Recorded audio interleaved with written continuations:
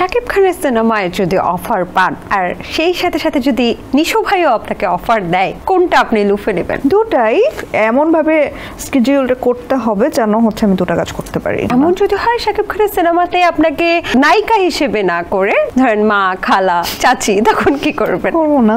নায়িকা সংকট তো আমি দেখছি না। আমি দেখছি যে সবাই সবার জায়গা থেকে বেস্টটা দিচ্ছে। বাইরে থেকে যারা আমাদের দেশে কাজ করতে আসছেন, অবশ্যই এটা তো আমাদের জন্য ভালো, আমাদের দেশটাকেও রিপ্রেজেন্ট করছেন। সিনেমায় কবে দেখবো আমরা আমাদের প্রিয়মকে? প্রত্যেকটা আর্টিস্টের স্বপ্ন একটা সিনেমা, আমারও সেটাই, কিন্তু ভালো স্ক্রিপ্টের অপেক্ষায় আছি। ভালো স্ক্রিপ্ট পেলে অবশ্যই আমি সিনেমা করব। আচ্ছা, তো সিনেমা কি শাকিব খানের সাথে দেখবো?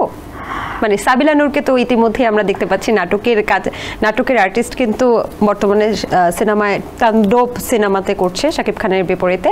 সো আমরা কবে নিশাত প্রিয়মকে দেখবো শাকিব খানের বিপরীতে কোনো একটা সিনেমা করার? আমাদের ডিরেক্টর তার চরিত্রের প্রয়োজনে যাকেই ঠিক করবেন আমি তার সাথেই কাজ করব, আমার কোনো সমস্যা নেই, আমি সবার সাথে কাজ করতে চাই। আচ্ছা, এবার একটু জানতে চাই হচ্ছে শাকিব খানের সিনেমায় যদি অফার পান আর সেই সাথে সাথে যদি নিশো ভাইও আপনাকে অফার দেয়, কোনটা আপনি লুফে নেবেন? দুটাই। দুটো না, যে কোনো একটা করতে পারবেন। দুটাই ইম্পসিবল, এখানে আমার জন্য বেশ কঠিন।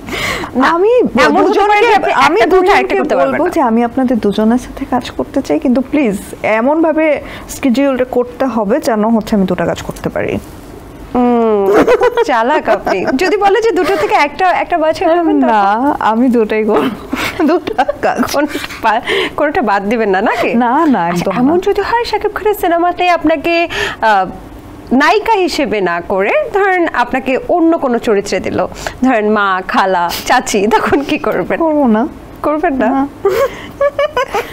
ওকে।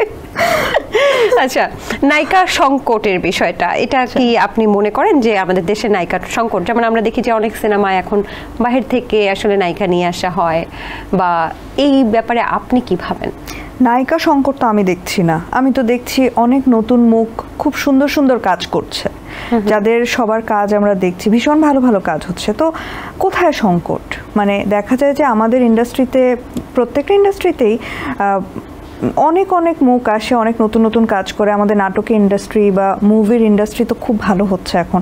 সব জায়গা থেকে আমি অনেক নতুন মুখ দেখছি, এবং আমি দেখছি যে সবাই সবার জায়গা থেকে বেস্টটা দিচ্ছে, সবাই পরিশ্রম করছে এবং ভালো কাজ করছে।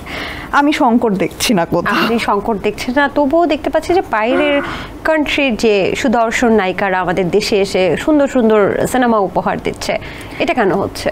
সেটা হতেই পারে, সেটা হয়তো বা ডিরেক্টর চিন্তা করছেন যে উনি বাইরের কারোর সাথে কাজ করতে চান, বা ওনার হয়তো বা চরিত্রের প্রয়োজন মনে হতে পারে। সেটা আসলে তো আমাদের যারা ডিরেক্টর বা যারা বানাচ্ছেন পুরোটাই তো আসলে তাদের উপর, এটা আমি বলতে পারবো না। কিন্তু হ্যাঁ, বাইরে থেকে যারা আমাদের দেশে কাজ করতে আসছেন, অবশ্যই এটা তো আমাদের জন্য ভালো, মানে সবাই কাজ করুক। আমরা আমাদের ঘরের যারা আমরা আছি আমরাও কাজ করি, ওনারাও আমাদের দেশে কাজ করছেন, আমাদের দেশটাকেও রিপ্রেজেন্ট করছেন, তো অসুবিধা তো নেই কোনো। বেশ ভালো। শাকিব খান আপনার কি পছন্দের? আমার তো সবাইকেই পছন্দ, মানে হচ্ছে আমি যাদের সাথে কাজ করেছি এখন পর্যন্ত, যাদের সাথে এখনো কাজ করা হয়নি, প্রত্যেকেই আমার কলিগ এবং আমার প্রত্যেকেই আমার ভালো লাগে।